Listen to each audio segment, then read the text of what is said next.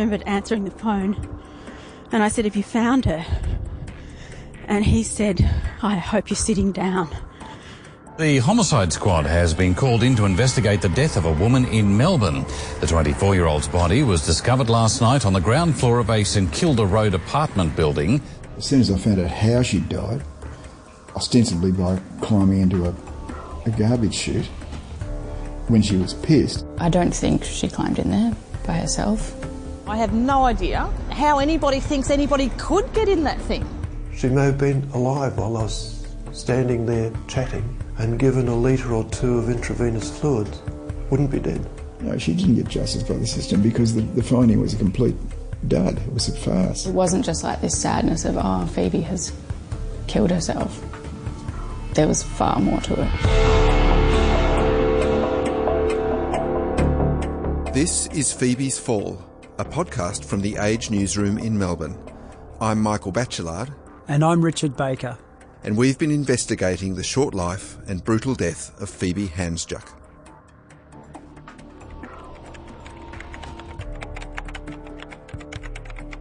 Melbourne, Thursday the 2nd of December 2010. At 7 o'clock on this summer evening, it was still hot and muggy.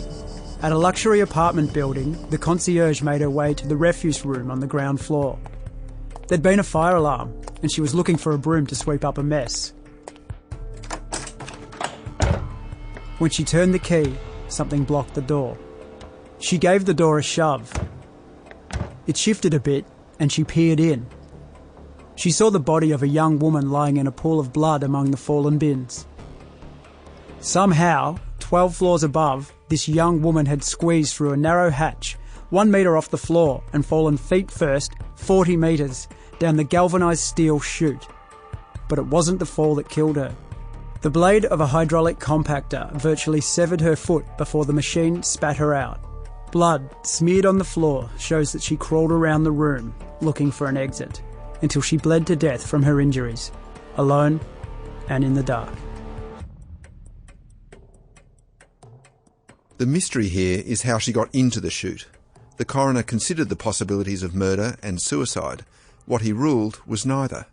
He said Phoebe climbed in herself in a haze of drugs and alcohol, but that she had not intended to kill herself.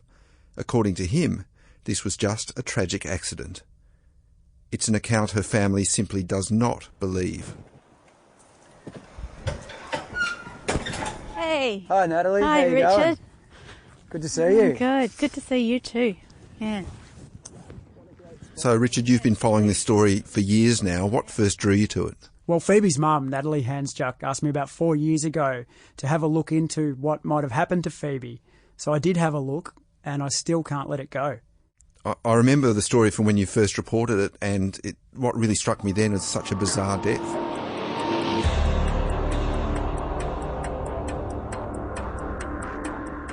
Do you have a rough estimate of how many, suspicious deaths you'd been called out to over those years? I'd have run into hundreds. Had you ever been called out to a scene where someone had died in a garbage chute? No. I've been to several leaps from balconies, but none through a garbage chute. That's Roland Legg, one of Victoria's most experienced homicide detectives. We asked him to review Phoebe's case, and we'll be hearing a lot more from him later on. In the backdrop, there's the spectre of drugs and booze and high society. Phoebe lived with her much older boyfriend, Anthony Hampel, at the time of her death. Yeah, she did. In fact, Ant instructed his lawyers to oppose a coronial inquest. His father's a prominent retired judge, and his stepmother is a sitting county court judge. But an inquest was held, and at this point we need to note that the coroner ultimately exonerated Ant Hampel from having any involvement in or knowledge of the circumstances of Phoebe's death, and we're not suggesting otherwise. But we are re-examining how she died and the controversial aftermath. Richard, it seems like from the very first, on the night she was discovered, that Phoebe and her family were let down by the system.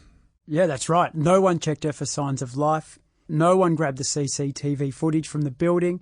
It was assumed that this was suicide very quickly, and that's despite there being no fingerprints on the entrance to the garbage chute.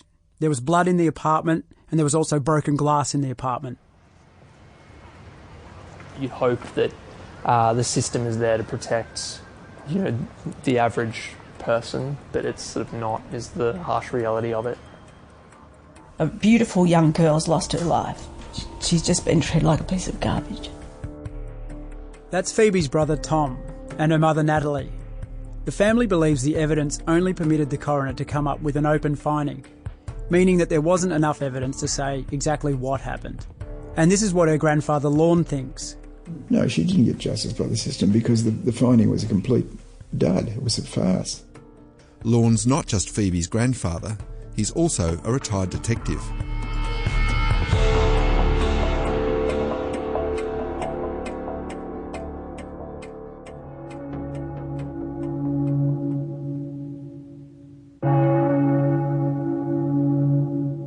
This is a poem I wrote for Grandma Marcia. After all the fear, the fighting, after all, strength gave way to final rest, a place to lay your weary head. Your body strong but heavy as lead. Never faltered in generous step, your arms held wide to those who needed compassion, a little warmth inside. That's Phoebe at her paternal grandmother's funeral. I hope you now have found a place of peace, kindness and tenderness. For those of us you leave behind, we will carry these memories in our hearts. We'll keep you safe inside. Well, that was recorded 2 months before Phoebe died. And that clip only came to me recently. It was the first time I'd ever heard Phoebe talk. And her voice sounds so different to what I was expecting, what I had in my head.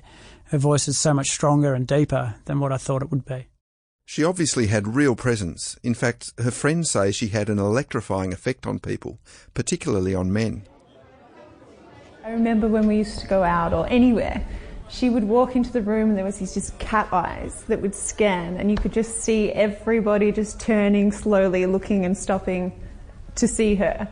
She always had a lot of mystery around her, probably because she was so beautiful and she had this intense power and intense sort of eye contact, and she was very creative and always was, even in a very private way. She was very creative in her journals and drawing all the time. That's Alicia Carville and Hazel Brown, two of Phoebe's closest friends. They went to school together in Melbourne. Phoebe's childhood was idyllic. She lived with her mum Natalie, dad Len, and brothers Tom and Nikolai in a big house on a large block in inner Melbourne. We were sort of on the outside, the perfect family. The kids just had a great childhood. A charmed life, yes. If you asked anyone who knew Phoebe when she was growing up, they'd tell you that her closest buddy was her brother Tom. Yeah, absolutely. I think she was always up for, a good time, and where, be like, that tree looks a bit difficult to climb. She'd be like, no, let's, go for it and everything. She was a lot more adventurous than I was. I played a lot more safe, but she was always up for it, I guess. That unconventional streak stayed with Phoebe, as her friend Alicia remembers. I set her up a job at McDonald's, and she got it, obviously. We would have been like 16 years old, and she had her first shift. That was okay. Then the second shift, she decided she didn't like working there anymore. So she went out into the ice room, and you have to return your uniform. You have to pay for it. So she took off her uniform, left it in the ice room, ran out the back door and ran home in her underwear. So that was the kind of person that she was. She just did what she didn't like something, she was out.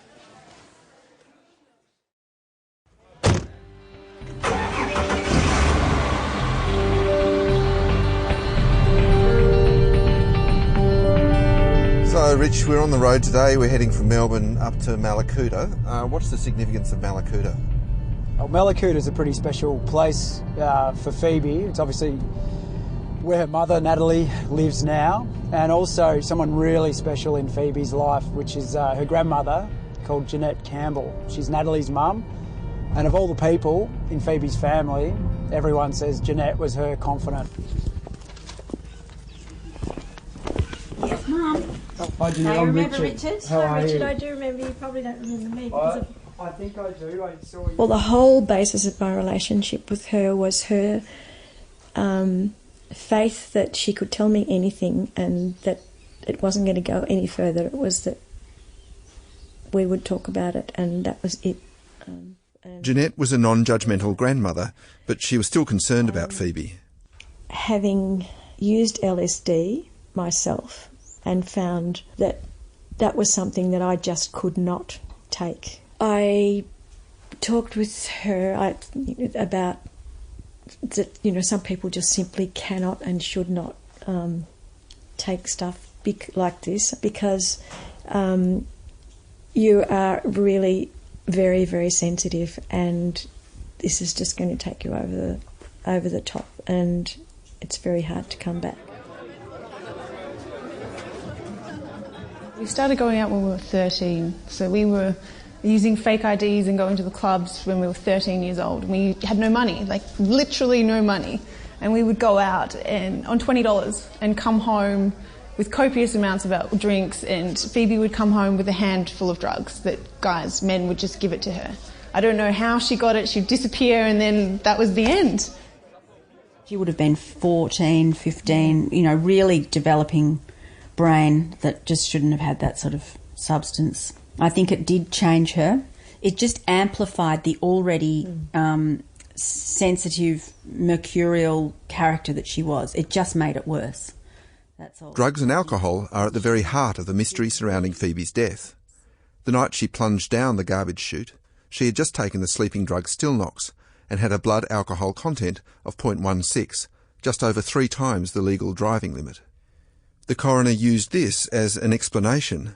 He found that Phoebe climbed through the chute in a drug-induced haze. He concluded that her death was a tragic accident. But her family have seen her when she was drunk. They say to imagine she could have lifted herself up to the height of the entry hatch and then squeezed in by herself is, well, impossible. And I had a little bit of experience of Phoebe and her intolerance to liquor. I knew that she lost her sea legs very quickly. And it wasn't just booze and party drugs. Phoebe was also using prescription medication to deal with some pretty dramatic mood swings. She'd been on antidepressants since she was about 16, which neither Len or I agreed with. We were always very concerned about her on them, and she used to go on and off them herself, which is very dangerous.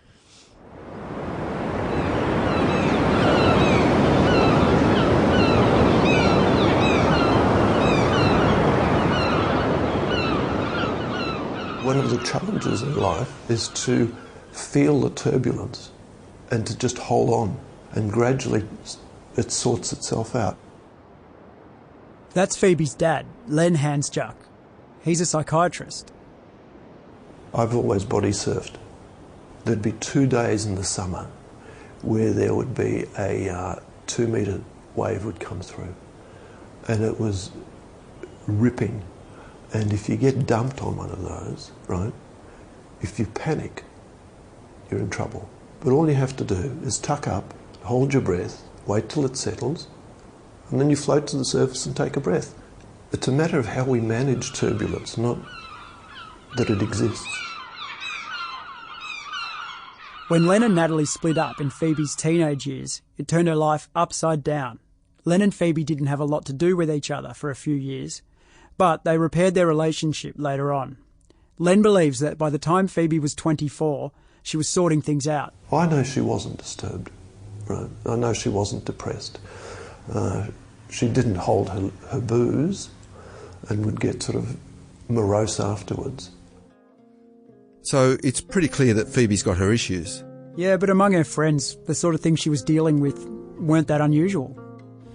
You could ask any of her friends, any of our friends from our class at that age, how they're feeling. They've probably got boyfriend issues, they're probably depressed, half of them are on medication. It's such a normal thing to feel emotional and depressed.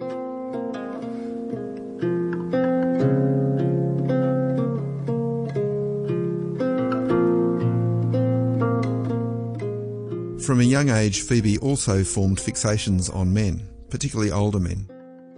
There was a fellow next door. He was a married man who had 2 little children.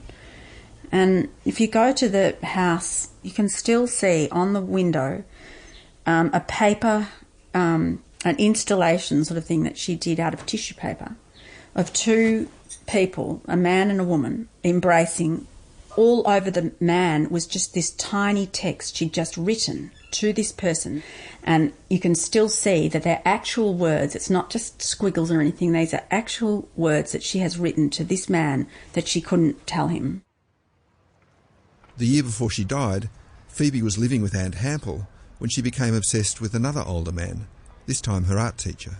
She would have admired him. There would have been something about him that he was probably really good at something. There was no sort of rhyme or reason. The people that she became obsessed with, and it was like an obsession. Yeah. It could have been anyone. Phoebe sent him emails demanding he have an affair with her. He accused her of stalking him, and she was kicked out of art school.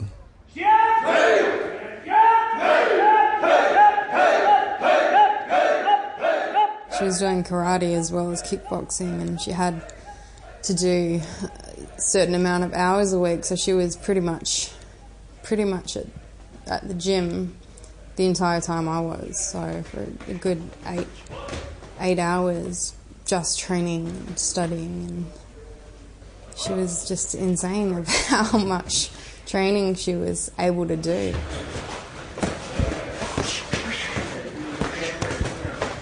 She was fast-tracked to get her black belt in 2 years, which normally takes somebody 5. But she had these incredibly long legs, and once she learnt how to use them properly, she was quite deadly with her kicks. That's Sarah Howard. She's one of Australia's top female boxers. She and Phoebe became close while they trained together under George Coliveth, the head instructor at the Melbourne Fight Club. Phoebe came in the same as any other student, looking for a place to train, to better herself, physically and mentally. And to me, she found a holy place, you can almost call it. And he showed Phoebe a particular manoeuvre to do, which was a kick thing, and she executed it right there and then and knocked him out. And he said that had never happened to him in his life. So there was that sort of focus and capacity, but there was always a gentleness. You know, she was strong, but there's no malice. Almost everyone we spoke to also remarked how much Phoebe loved to climb things. Her friends at art school remembered one time at a party she got drunk and got on top of a building and jumped from roof to roof. She also told them that her favourite movie scene came from an art house film called The Vanishing. In it, a man recounts jumping from the first floor window onto the cobblestone street below.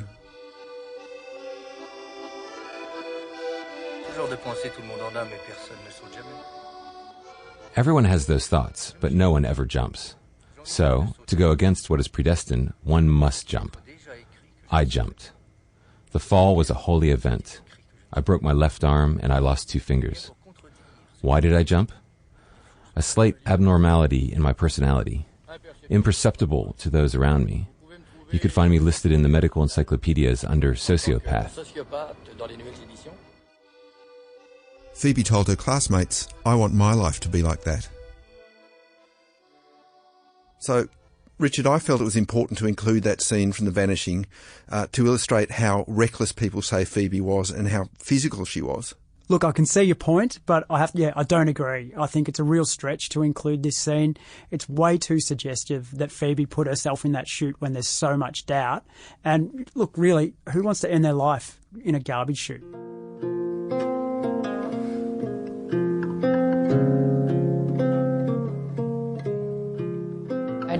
I remember thinking if it was suicide, I don't think she would have done something so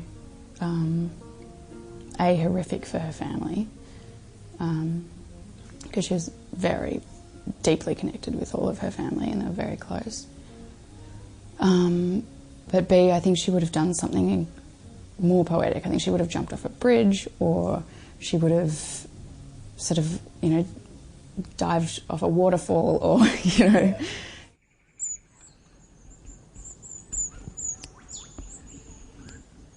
A bird trapped behind tall glass, flying into its own reflection, blood-stained feathers, a broken wing. Wait, wait for the pain of new feathers. Breaking the surface of delicate skin. Wait, wait. You will fly again. Spring is here. Freedom is near. I think this is one of her last journals. She's painted in black ink, and black ink bleeds into an indifferent sky. And then she's written, "This is such an ugly tree, ugly like the hate inside of me. I want to break away, but can't find a way out of these long, winding corridors of darkness and deceit." Yeah, I hate to think what she was trying to work through by herself. In this series, we're going to be talking a lot about forensics and conflict and the alleged failings of the justice system. That's right, but at the heart of it all, there's a family that's grieving the loss of a daughter and still trying to find some answers. The days when she first died were, I just couldn't. I was in such a state of shock that I couldn't. I used to get up and, when you start to wake up and you that halfway, half awake, half asleep, when you're just coming out of sleep. And for so long, I would wake up and I'd almost have forgotten that it happened because of the sleep taking it away. And then I'd wake up and I'd think, oh no, that thing happened, and why is the sun still shining? That's what it was like. Yeah. And I used to want to scream out in the street and just go, don't you realise, how can life go on? Are all you people doing all your normal thing? My daughter's dead. Don't you know that? That's how I felt like for so long.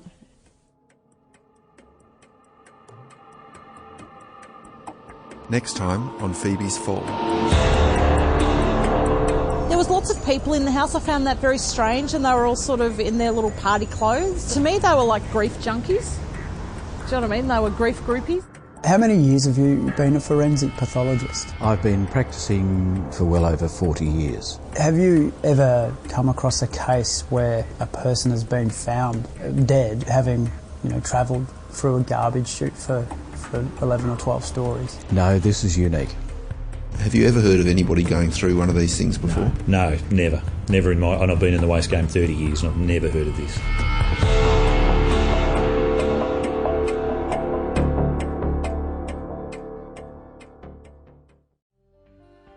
If you found any of the material in this podcast disturbing, you can call Lifeline or Beyond Blue if you're in Australia, or your local crisis service.